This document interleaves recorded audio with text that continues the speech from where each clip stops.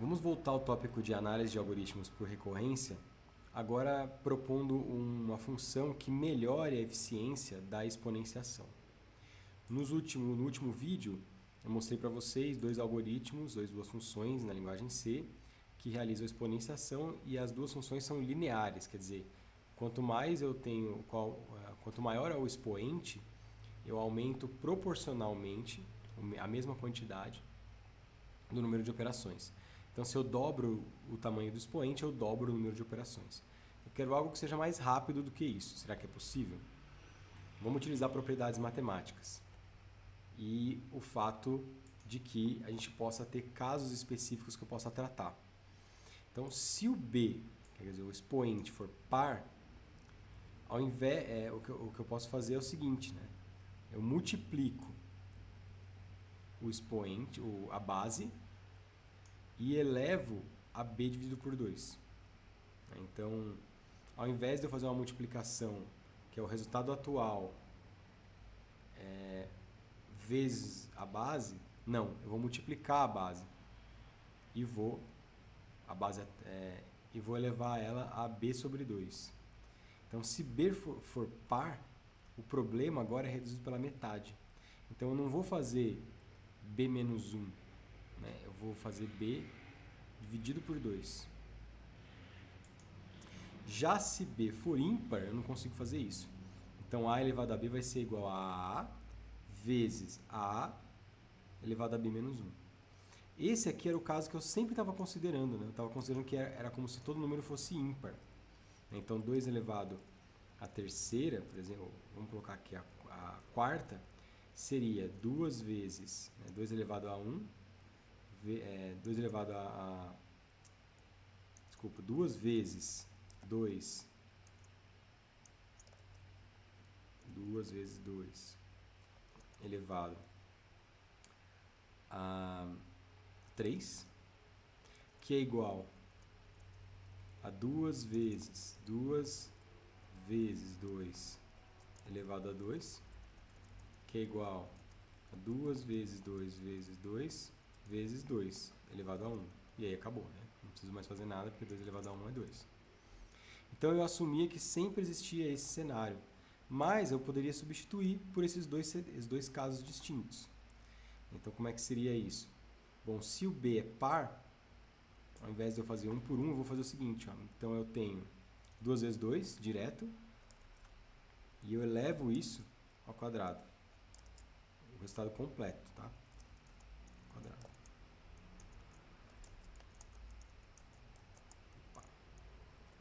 Então esse é o resultado. Repara como que eu tenho uma linha menos agora. Porque o que vai acontecer? Esse resultado é 4, certo? 4 elevado ao quadrado.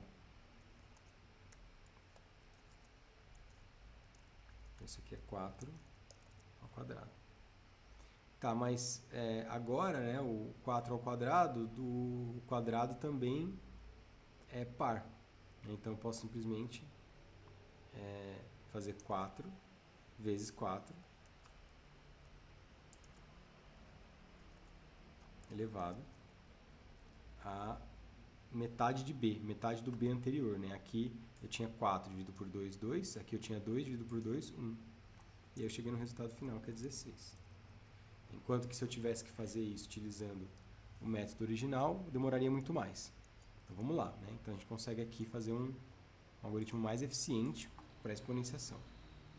Então, repare que tem uma diferença. Se o b for par, o problema é reduzido pela metade. Se o b for ímpar, ele é reduzido em uma unidade. Mesmo no caso ímpar, no próximo caso nós teremos b par. Então a gente volta na propriedade 1. Mesmo, então, é um caso que dá muito certo. Então se eu tenho, por exemplo, o expoente é 11, então eu resolvo um passo ímpar, vira 10, aí 10 dividido por 2 vira 5, e aí 5 menos 1, 4, 4 dividido por 2, 2, então aí vocês já entenderam a ideia. Como é que seria essa função? Essa função seria vou montar ela como uma função recursiva, para facilitar aqui a análise. E eu tenho esses seguintes casos, né? O caso base, o caso par e o caso ímpar. Então tem 3 cenários de recursão aqui. Quer dizer, 2 cenários recursivos e um caso base. Para o B par, nós temos uma comparação, que é essa aqui, sempre tem uma comparação inicial. Né? Aqui eu estou sendo mais específico, estou mapeando quase que todas as operações. Uma operação de resto, outra comparação, uma multiplicação, uma divisão e o retorno. Então, 6 operações no total. 2, 3, 4, 5, 6. Não estou contando a chamada da função. Mais a quantidade de operações necessárias para resolver essa equação aqui, né? Porque a partir do momento que eu chego aqui, tudo bem, eu precisei de 6 operações, mas o exp3 aqui como um todo vai ser chamado, né? Uma nova chamada, e aí eu tenho que ver o quanto que eu vou gastar para resolver ele. Para o B par, eu tenho quase a mesma coisa, né? Então, 1, 2, vai dar else, né? 3, 4, é isso mesmo? 1, 2, 3, 4, 5 e o retorno 6. Então é a mesma coisa. Para o B par, eu também tenho 6 operações. Mas, desculpa, eu estou confundindo, desculpa pessoal. Então para o B par, eu tenho isso, né? Estava já contando o ímpar. 6 mais t de b sobre 2. Aqui eu tenho menos operações. O número do expoente cai pela metade. No caso ímpar, né, eu já adiantei isso, também temos o mesmo número de operações, 6. Só que agora a quantidade de operações que resta para resolver não é b sobre 2, é b menos 1. E é isso aí. Então, nós temos 2 casos, né, 2 equações de recorrência, para b par e para b ímpar. Mas, o que a gente pode considerar? A gente pode considerar qual seria o pior cenário? Começar no caso ímpar. Então, no caso ímpar, se a gente começar no caso ímpar, eu tenho 6 operações do caso ímpar, mas sempre que eu tenho um caso ímpar, o próximo vai ser par. Não tem como, né? Porque um número ímpar menos 1 é sempre par. Então, vai ser essa sequência aqui, ó. Essas 6 operações vêm do caso ímpar, mas a gente sabe que logo na sequência, essa chamada aqui vai ser par. Então, essas 6 aqui vem do caso par, mais t de b menos 1 sobre 2. Por que b menos 1 sobre 2? Né? Porque vamos pegar aqui, né? T de b seria igual a 6 mais t de b menos 1, no caso ímpar. Mas na sequência, o que vai acontecer? É 6 mais, na sequência eu tenho mais 6, do caso par, mais t de b sobre 2, mas não é mais b sobre 2, porque nessa chamada eu já tenho b menos 1. Então, é b menos 1 sobre 2. Beleza? Então, vamos lá. Então, agora, como é que a gente faz? Né? O pior caso, eu ficaria alternando. Então, aqui seria um caso ímpar seguido de um par, seguido de um ímpar, seguido de um par, seguido de um ímpar, seguido de um par. Esse seria o pior caso. Mas eu vou aproximar isso para um limite superior.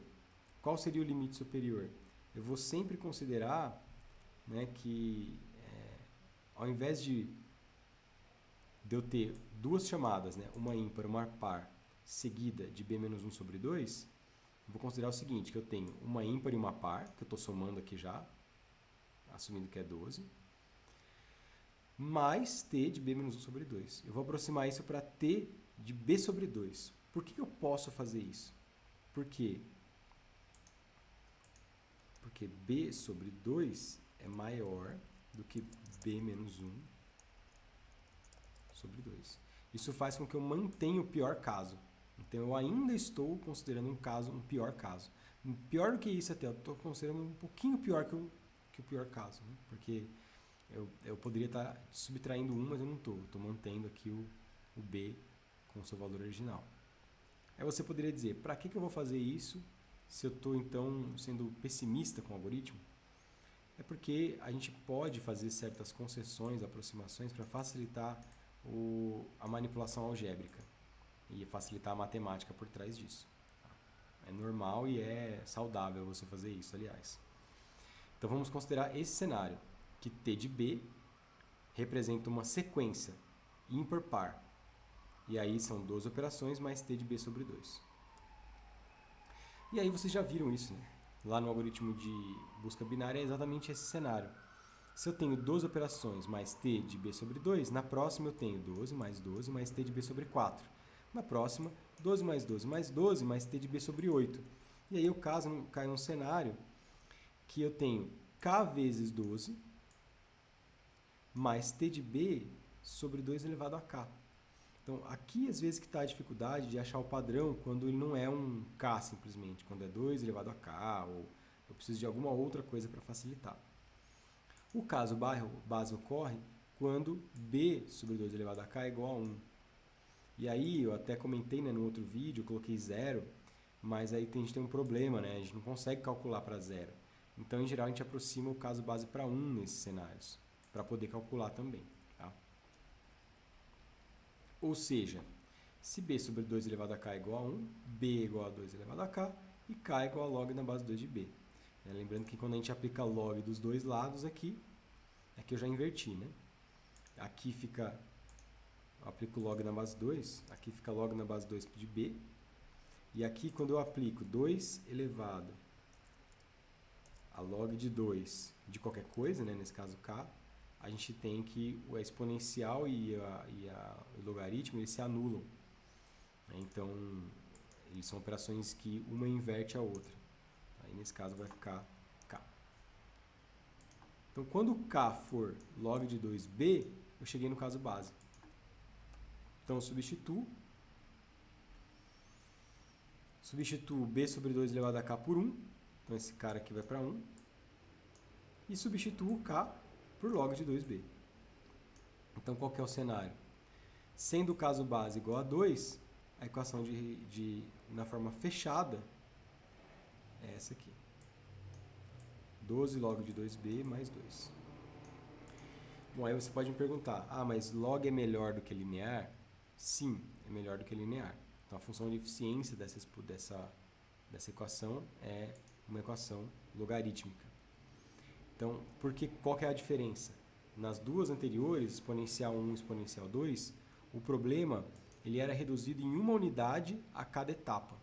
Um sinal de que eles eram lineares. Geralmente, algoritmos lineares reduzem o problema em unidades, uma ou duas unidades.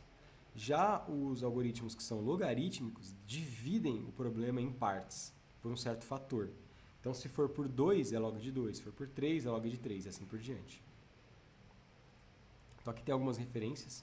Na seção 1.4 do Ziviani, capítulo 4 do Cormen, e tem aqui um site do Paulo Feofiloff sobre recorrências também. Estou mostrando aqui para vocês agora. E, então, façam se a gente pegar, né, a gente poderia pegar o Gnuplot aqui e só plotar para vocês verem. Ó, o f de x sendo, vamos pegar as duas funções aqui de eficiência. 12 vezes log de x mais 2. Então, essa é a função logarítmica. E a função linear, que era 4b menos 2. G de x é igual a 4x, nesse caso, né, vezes x, menos 2.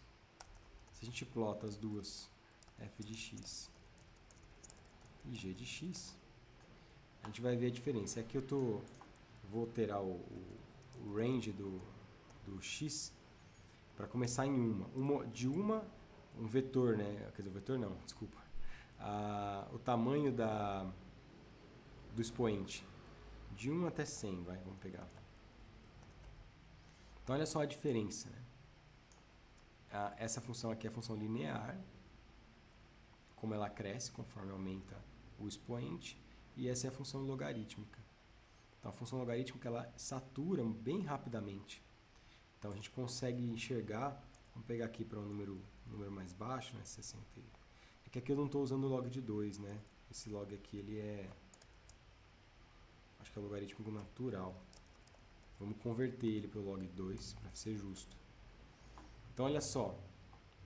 é como é que as duas funções se comportam. Aqui eu tenho uma saturação. Vou colocar aqui 64. Ah, tá certo agora.